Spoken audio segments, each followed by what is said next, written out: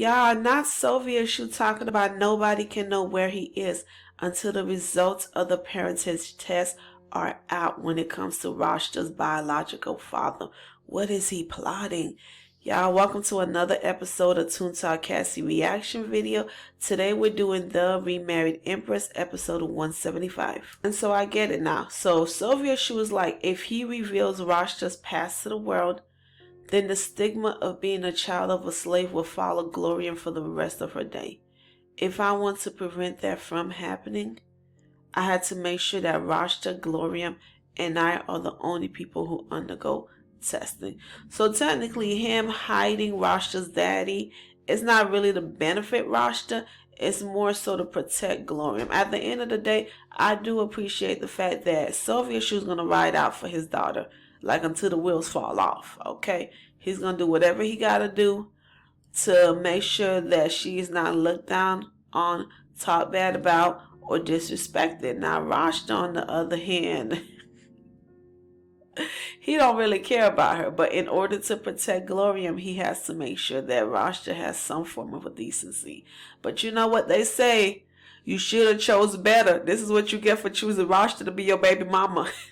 And speak of the devil herself, Your Majesty, she low-key looks like her old self, just low-key giving us the wide-eyed, doughy look.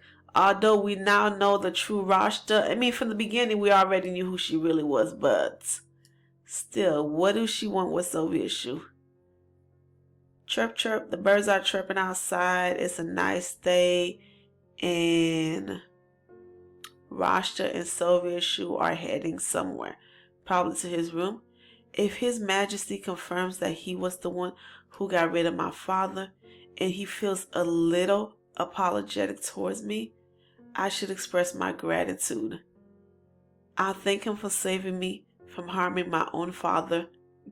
Do you not know how that sounds so that-ish crazy? Thanking somebody from saving you from harming your own father. And for some odd reason you feel as if he should be a little apologetic towards you. For what, Rasta? I'll tell him that though we may have been distant lately, His Majesty has always been the one rescuing me from every crisis. I'll also bring up our child. I'll tell him Gloria is undoubtedly his biological daughter, so they need to not worry. And as soon as they walk into his office, squawk, squawk, squawk, that bird, as soon as that bird sees Rasta's in the room, that bird don't F with her at all. The fact that Sovieshu is still keeping that bird in his cage, knowing how that bird feels towards Rasta, goes to show you just how much he doesn't care about her, because that bird represents the last gift that he tried to give Navier. And Navier was like, nah, bro, I'm good. And then Rasta tried to accuse Navier of hurting the bird. But look at that. He has to hide the bird because the bird sees Rasta and it goes crazy. It goes crazy. It don't like Rasta. And Rasta's not looking at the bird. She's trying to, but she's mad. Look at that. She's biting her lips. Oh, this is what she noticed. Oh, she noticed that painting. Oh, look.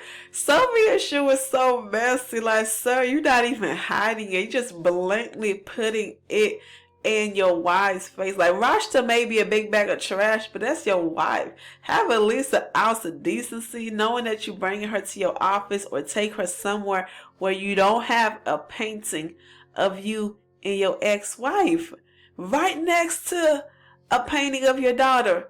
He puts up a painting of him looking cozy with the former empress on the wall facing the bed. Oh, this is his bedroom. This is even worse, y'all.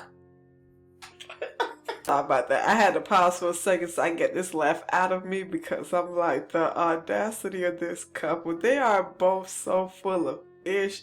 The fact that this is hanging in Sovieshu's bedroom right above his bed just goes to say a lot about Sovieshu and just how toxic he is. Sovieshu finally noticed her. He's like, Rasta? And she's like, do you love me? I mean, girl, you really thought he loved you? I'm just like, what clue was it? The fact that he brought you in as a mistress, huh? The fact that he allowed you to disrespect his wife, that made you think that he loved you. I mean, but then again, Sovieshu is a narcissist, so he was over there love bombing her left to right just to make Navier jealous. It didn't work. But I'm like, girl, his actions spoke so loud. So loud. And he's over here like, why are you suddenly asking me that? And she's like, answer me. It's important. He's like, I don't have time to humor you. Like, sir, your wife is going, like, if he had a little bit of like for her, like, not even love, if he liked Rasta, he should have been like, look, I don't love you like that. I'm not in love with you, but we got a child and I want to make things work. I do like you as a person. He can't even bring himself to say that. And she's over here crying. Oh, I shouldn't be over here laughing. But it's low-key funny. I can't help myself. Oh, man. And she's like, what if it had been someone else stuck in that trap? Would you have still have saved that person? Would you have made that person your mistress? Yeah, he would have. He just wanted to make Navier jealous. It didn't work out to his benefit. I wish I could be in this series, like literally in the Remarried Empress, so I can tell her, be like, girl, yes. He would have rescued anybody who was pretty and willing to spread it open for him. That's just the truth. And look at Sovieshu's face, y'all. See, I'm not lying. He's like, I'm not even going to entertain this. He's like, everything that I've done so far, I should have told you, like, girl, you are not special. Okay, you ain't nothing to me. I was just trying to get my wife jealous. It didn't work out. I played dumb games and I won a dumb, trashy prize. Okay, although he himself is a big bag of trash. Don't get me wrong. Okay, Sovieshu is indeed Soviet shit. But Rasta, on the other hand, she really thought that even though things haven't been the same between them, that there was a silver of hope because they had the child together. Girl, I'll be the first to tell you, a baby don't save nothing. A baby don't save a relationship. A baby don't fix a relationship, okay? If he didn't want you before the baby, he ain't gonna want you with the baby, okay? You were indeed wrong. This is a very hard lesson for you to learn. His Majesty doesn't think of me as family.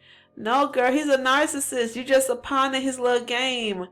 That's all it was, the game of winning Navier's love. And he failed. He's losing really bad at that game. He's actually out the game, but he's trying so hard to get back in her grace, and she don't want him. So you stuck. Is going through a realization where she's like, the person I loved never existed. But then again, can you really say you love them, Rasta? Did you love him? Because the way you was chasing and crying over Duke Ergi, it's not given that you were in love with Soviet shit. I'm just saying. I feel like you were more in love with the idea of being with Navier's husband than you were with Sovieshu. That's just my thought. But with teary eyes, just completely done with everything, just drained with the realization, Rasta came to say, I came to tell you, I'll take the paternity test. Oh, she's taking the test, y'all. As soon as news came out, the people in the town and the city, they're like, oh, I guess the princess really is the emperor's legitimate daughter, seeing as how the empress is acting so confident. And they're like, well, I still don't like how she hid her first child. But those who question the imperial family's legitimacy should be ashamed of themselves. And Rasta's fake parents are back, you guys. Ooh, they annoy me. They're like, I'm glad we don't have to leave hastily before the test. And Rasta has decided to use this time, okay, to link up with Duke Ergi and ask him to do what? Kidnap Ian. Kidnap her firstborn son. Allan's son. And Duke Ergi's looking at her like, what the is wrong with you? Like, he is so disgusted with the fact that he has to play her like a tiny violin to get whatever it is that he's after from her. My man is looking like, I just want to end your life right now, but I can't. No, he is, because he's like, you mean your first child? And she's like, no, he's not mine. My child died, but that ghost has come back to haunt me and my daughter. Our lives will be ruined at this rate. Is he really going to kidnap that child for her? I don't think so. Okay, Duke Ergi has done a lot of things to make Rasta think he's on her side, and I think if he tells her he'll go through with it, he's just going to hide the baby in a safe place until he's sure that Rasta won't hurt the child. Oh, he's asking, do you want me to... Damn. Rasta, you despicable piece of trash.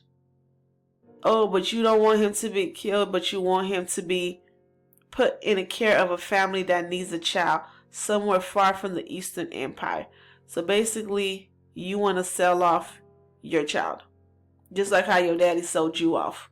Oh, okay. We see. The apple does not fall far from the tree. While Duke Ergi is over here telling Rasta that he would do it if she gets him that port that he's been asking for. Okay, while all of that is happening, Navier, on the other hand, in the Western Empire, is busy looking for a gift for her hubby. Henry's birthday is coming up, and so she's asking everybody, like, what's a good gift to give my hubby? Her mother's like, I told you, hire a good chef and pretend you made the food. Her friend Laura is like, I've never been in a romantic relationship, but I did give a friend a cake that pops up when you press a button. Oh, cool. And Master is over here like a sword or a spear, of course. And Navier's brother co-star is like, maybe clothes, a hat, or shoes. Okay, they're like, there's nothing as valuable as spending time together. And Lady Neon is like, I've gifted racy underwear to my lover before. Ooh, that might be nice. Navier might want to go ahead and go with that idea to get those racy underwears. Anna's over here suggesting that she do that happy dance, and he's talking about this dance. I low-key want to see Navier do this dance. I think it'll be so funny. I don't know how she's going to do it if she's not in bird form, because Navier is not a bird brain.